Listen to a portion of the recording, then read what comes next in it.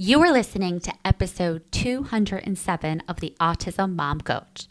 How to know whether your child with autism is melting down or manipulating you. Hi, I'm Lisa Candera, mother to an 18-year-old son with autism and founder of the Autism Mom Coach.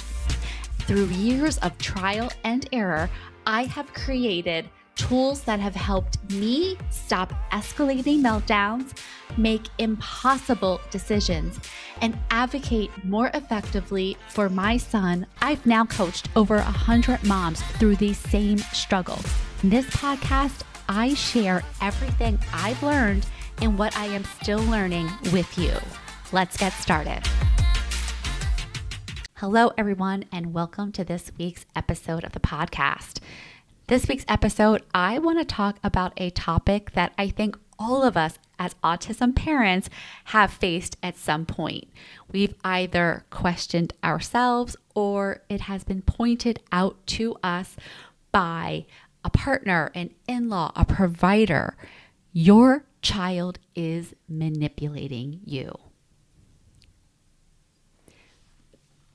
So that is what I want to talk about this week, because this question is an important question for a couple of reasons. One, we do want some tools to know how to suss out the difference between behavior that is manipulative, i.e. tantrum behavior, and behavior that is a true meltdown. And two, I want to talk about this topic for the simple reason that there is no clear line. And in fact, manipulation and meltdown, there is a lot of gray area. And in this gray area, I see parents, including myself, spending a lot of time in the questioning, in the spin, second guessing themselves, judging their child. And I will have to say, for me, this is especially hard because I only have one child. Ben is my baseline for everything. And for the longest time, I've not had much to compare him to. However, in the last few weeks, I have had my neurotypical-ish niece and nephew. I've had them with me a bunch of times. I've seen a lot of more neurotypical-ish behaviors. And having that comparison has made it so much easier for me to articulate the difference between manipulation and the meltdown. So first, let's just start to talk about what manipulation is. Manipulation is something that we all do as human beings. We use strategies to gain an advantage. In psychology and social settings, manipulation is a form of underhanded influence where one person controls or exploits another person's emotions, behaviors, or reality for personal advantage. Just in reading the definition of manipulation, there is a lot of intent behind it, right? There is the feeling of someone who is out to gain an advantage. They're out to con you. They're out to screw you over. And you are just the gullible person who is falling for it. So when you think about your child manipulating you or your child using behaviors to manipulate you, it feels awful.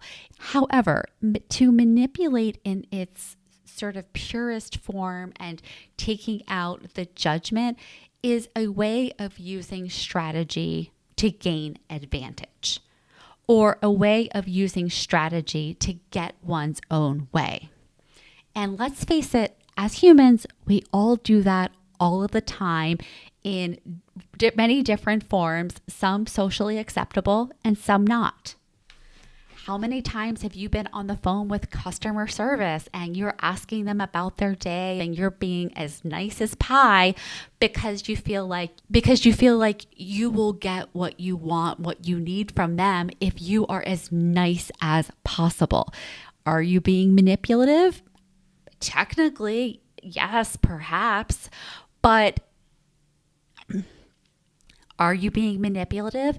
That's not really the type of behavior we think of as manipulative, but it is us using strategy to get our own way. When you think of your child engaging in behaviors to manipulate you, it feels awful. By contrast, when you think about your child using behaviors because they are in an autistic meltdown, now it doesn't feel great, but it feels less personal. But when you're thinking of your child's behaviors as just pure meltdown, then you might feel actually out of control, that you have nothing. By contrast, when you're thinking of your child's behaviors in the terms of an autistic meltdown, you can feel really helpless and out of control in how to help them. And so when you're asking, is this manipulation or is this meltdown? It's likely because you are at a loss of how to respond to the behavior, and you think that the difference between manipulation and meltdown should inform how you respond. And while this might be true for neurotypical kiddos, I don't think it is for people with autism.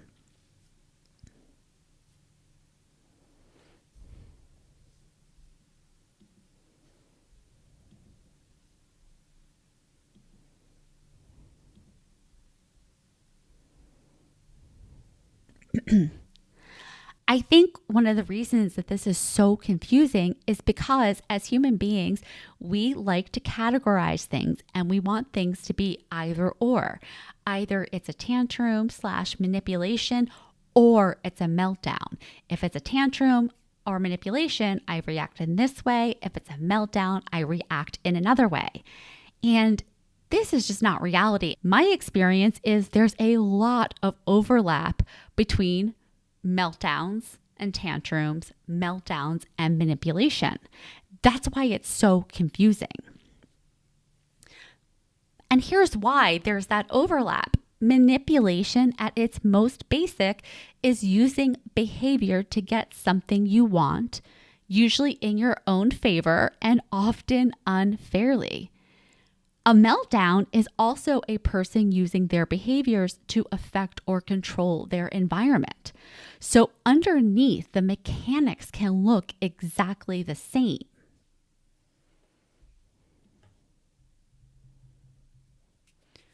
So then how do we tell the difference? And then finally, does it really matter? And I'm going to address those in two sections. First, let's talk about how to tell the difference between manipulation and a meltdown. For me, the thing that distinguishes manipulation from a meltdown is when the child receives the thing that they seem to be seeking and it does nothing to interrupt the distress, the dysregulation, the behaviors. I have had so many instances of this with my son where, let's just say, I took him to the store after work. He was already tired and burnt out. I was pushing my luck and I was hoping I can just get him through a little bit more if I give him the candy or the toy, and it does nothing. He gets it and it does nothing. He's still dysregulated. He's still upset. He cannot turn it on and off. Now, I've seen the contrast to this with my nieces and nephews when they are upset about something. And a lot of the time it was like, who goes first or who's getting my attention at any given point. And as soon as the sought out prize is provided, it goes away instantly. I'm mad, I'm not mad. It's a light switch on and off. And so to me, the number one way to tell whether this is manipulation or meltdown is when you quote unquote give in to the demand. Does the behavior go away? Does it disappear in a flash? And if it does, I think you're more on the manipulation side of the equation. That said, for kids with autism, yeah, it might start out as pure out, I want the thing, I'm going to stomp my foot. But we all know that can slide into meltdown really quickly. Again, another reason why this is not black and white. It's all gray.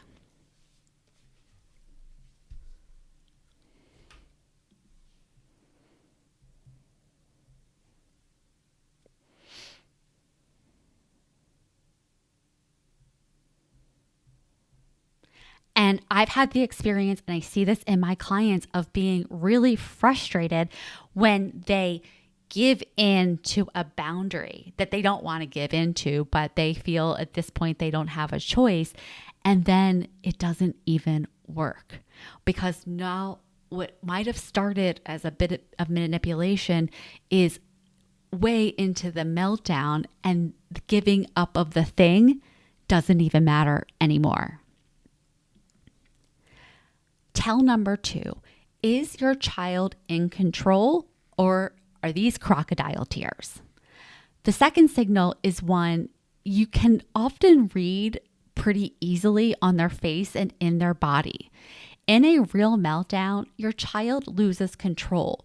They are dropping, they are flopping, they can't pause, they can't be reasoned with, you can't negotiate with them. They are out to lunch. They are not available. That is when you know the distress is real and it's running the show. Pure manipulation, on the other hand, looks different. And once you've seen it a few times, you can know. I saw this again with my niece. There was the no more popcorn or candy at the movie theater, and then there was some stomping and some whining. But she was in complete control. She was able to proceed just fine. She's not falling to the ground. She's just annoyed. And I'm getting a lot more dirty looks than I am distress. That's how I could tell this is more on the sort of tantrum manipulation end of the spectrum, versus this kid had an idea of what this situation was going to look like. I have said no to it. I have put a monkey wrench into it, and they can't deal. So the question here isn't, are they upset? It is more, can they stop? Are they able to proceed with whatever you are doing? Have they completely lost the ability to engage, to listen to directions, to be redirected? And then the final tell that I use to try to distinguish what kind of behavior that I am working with is, there even a payoff on the table? There have been times when my son has melted down and there wasn't a thing I could do to make it stop. And in fact, things that I tried to do to make it stop were like fuel on the fire. So this could be something like losing a game. I can't unlose the game for him. He's already lost the game. It's happened. He's upset. The behaviors aren't to get something out of me or to get me to do something. The behaviors are a reflection of distress. I have this with clients, a lot of my clients of teenage girls. They come home from school and they are slamming and yelling and pushing back on their parents, really unmasking. But this behavior isn't to gain an advantage. It's not to get their way. It is a reflection of their distress and how they are expressing it in those moments.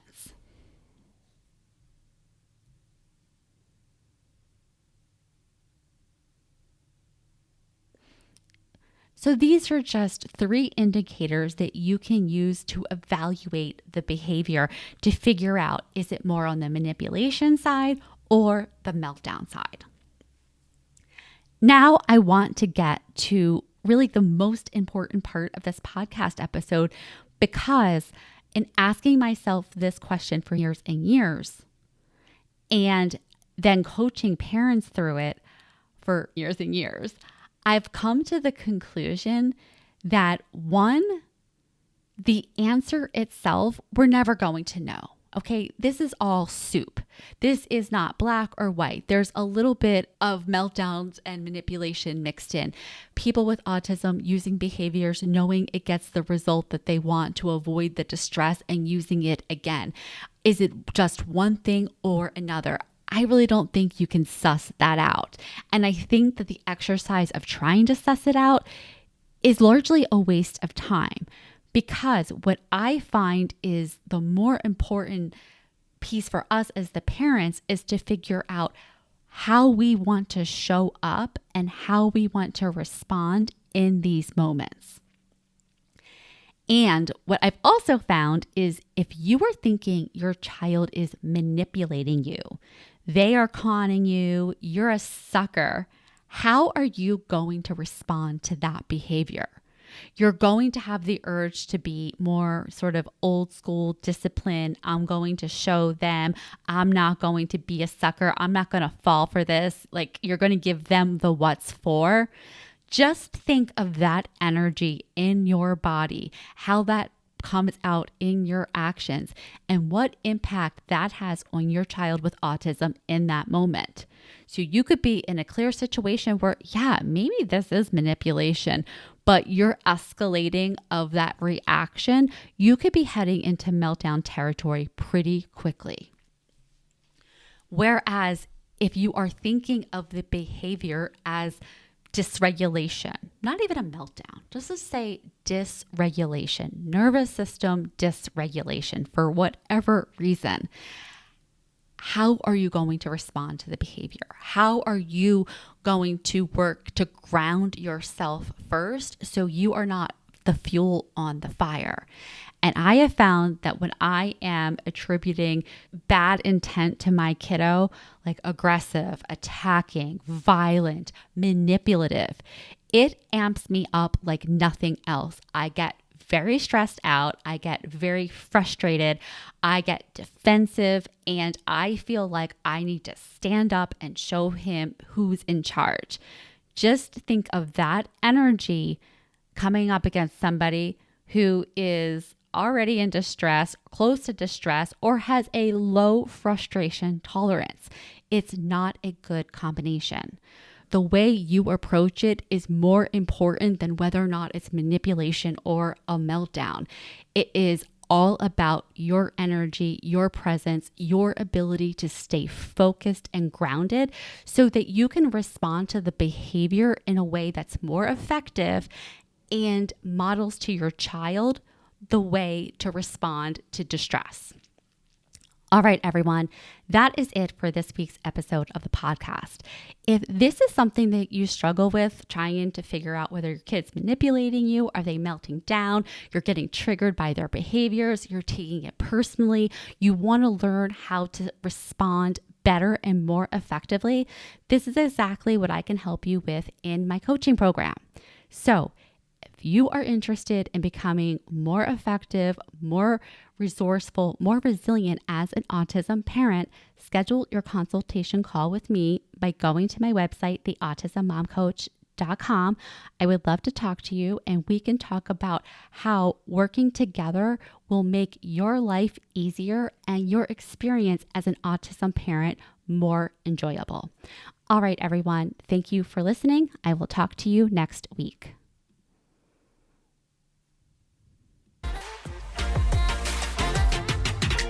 Thanks for listening to the Autism Mom Coach.